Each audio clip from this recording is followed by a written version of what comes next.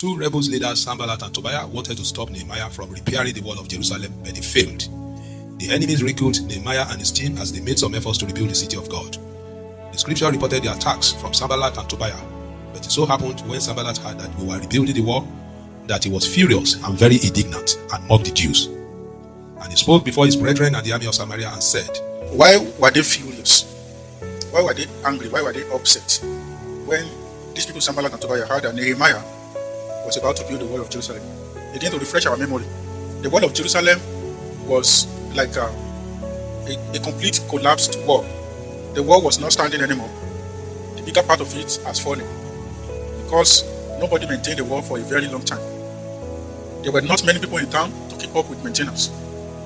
And we knew that there was war that broke out from King of Babylon, King Nebuchadnezzar, who came to Jerusalem to break the wall, break the temple, took the articles, treasures from God's temple, took people captives, and left the city desolate. It was only few people that occupied the entire city. It was like an abandoned place.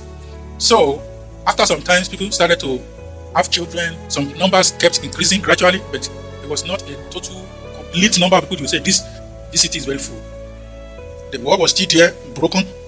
Nehemiah was not a dweller of Jerusalem. He was not living in Jerusalem at this time. Nehemiah was in Babylon. He was a captive, he was a slave, he was a servant. But he still remembered his root. So Nehemiah saw Jerusalem as his root. And when he heard the news that the wall of Jerusalem has collapsed, the man was upset, the man was depressed, the man wanted to do something. He found favor in the sight of the king, who gave him a letter. He gave him authorization that he should return. He gave him some gifts that he should go back and rebuild the wall of Jerusalem. Now, when he got to Jerusalem, he was about to start working on the wall. This is what led to the story of these two people, Sambalat and Tobiah. Sambalat and Tobiah. Let me read that first paragraph again. Two rebel leaders, Sambalat and Tobiah, wanted to stop Nehemiah from repairing the wall of Jerusalem, but they failed. The enemies ridiculed Nehemiah and his team as they made some efforts to rebuild the city of God. The scripture reported the attacks from Sambalat and Tobiah. This is their work. But it so happened when Sambalat heard that we were rebuilding the wall, that he was furious, very indignant, and mocked the Jews, and he spoke before his brethren and the army of Samaria. Now, again, the question we're asking now is, why are they upset? Sambalat and Tobiah, why are they upset? The reason why I'm asking this question, I want us to have a critical look into this, is because this thing happened many years back, but it's still happening today. So sometimes we need to bring our consciousness to this, that this thing is still happening today. You are a child of God. You are probably going through it right now, and you don't know. Right? But we need to get some lessons out of this, because how God helped his people, God helped Nehemiah and his people. The principle they applied, the faith they applied, we can borrow the same thing for us to have similar victory. Because if we fast forward, eventually we realize that Nehemiah prevailed. And so as children of God, we are also children of God like Nehemiah. We are also going to prevail. Sambalat and Tobiah were upset when they heard that Nehemiah was about to build the wall of Jerusalem. Was building a wall a bad thing? Okay.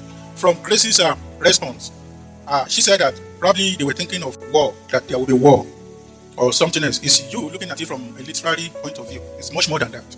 They were not caring for the war.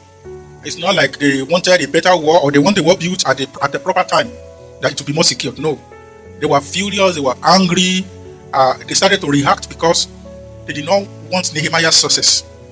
And they do not want a good well-being of the people of Jerusalem. Sambalat and Tobiah were enemies. They were not Jews, but they fall into the same region because the government was under Babylon.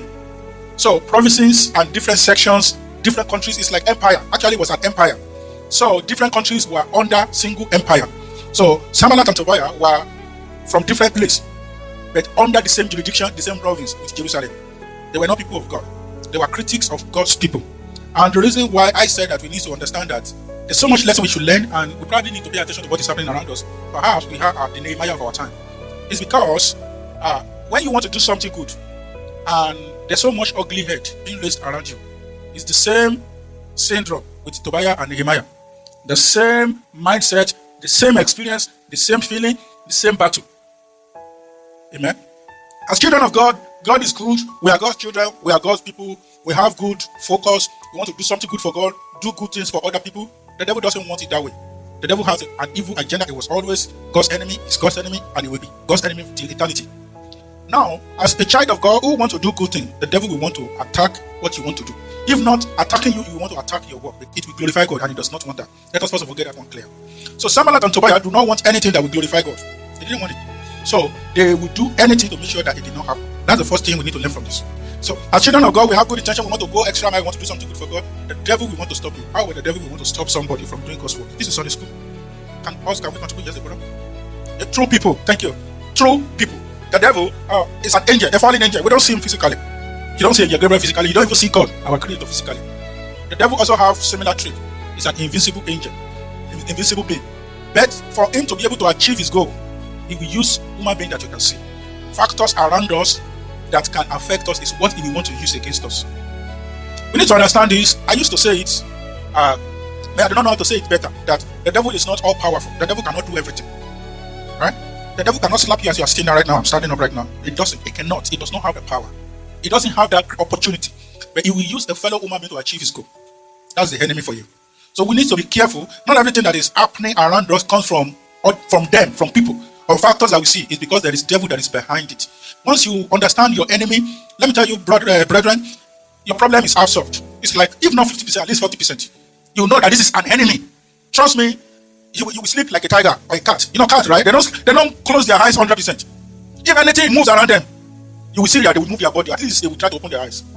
That is when you have the consciousness of something that is around you. So we need to understand it. It's not every battle. You know, when people are doing it, they may not know that it's the devil that is using them. But that is not your business. Your business is that you don't let down your guard so that the enemy does not achieve his goal.